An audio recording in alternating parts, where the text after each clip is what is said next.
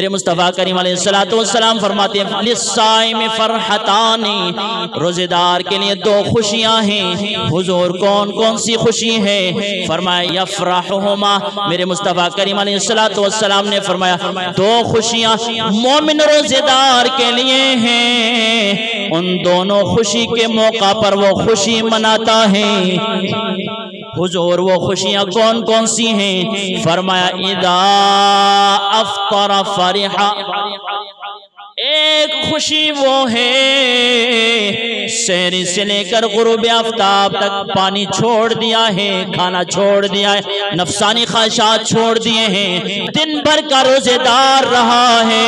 فرمایا جب افطاری کا وقت ہوتا ہے، شام کو دسترخوان لگتا ہے، طرح طرح کے انعام پاتا ہے، جناب والا رزق پاکیزہ کو پا کر افطاری کے وقت بندہ مومن روزے دار کو خوشی ہوتی ہے۔ دنیا کے انعامات دیکھ کر خوشی ہوتی ہے، اور دوسری خوشی کس بات کی؟ میرے آقا علیہ السلام فرماتے ہیں اذا افطر فرحا، جب روزہ افطار کرتا ہے تو خوش ہوتا ہے۔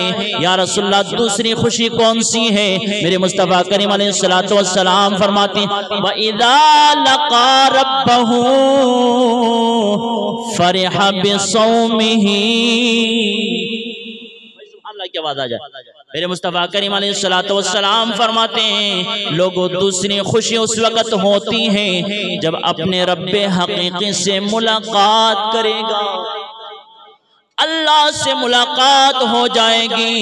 دوستان گرامی قدر، پچھلے جمعے کو استقبال رمضان کے عنوان پہ میں نے عرض کیا تھا جب بندہ مومن روزے کا احترام کرتا ہے، ماہ رمضان کے صیام و قیام کا احترام کر کے زندگی سے اتباع میں گزار دیتا ہے، جب مر کے جنت میں چلا جاتا ہے، مصطفیٰ فرماتے ہیں خلد بری میں رب اپنا دیدار عطا کر کے روزے کا انعام عطا فرماتا ہے۔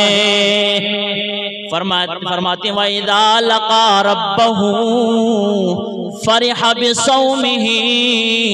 عادوال کے غیور مسلمانوں مصطفیٰ کریم کے فرمان کے الفاظ پر غور کیجئے گا۔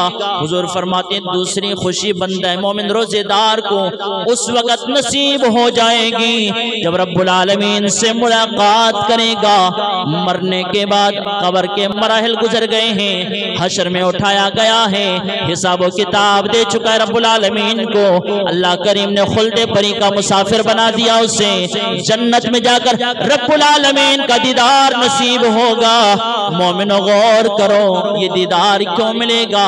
فرمایا فرح بصومہ، اس دن بڑا مومن خوشی خوشی دکھائی دے گا، خوش خوش نظر آئے گا۔ حضور کیوں؟ فرمایا بصومہ، دنیا کی 4 دنوں میں روزہ رکھ کر جو آیا تھا کھا کر نہیں آیا، بصومہ، اپنے روزوں کے بدلے وہاں اللہ دیدار عطا کرے گا اور بندہ مومن وہاں خوش ہوگا۔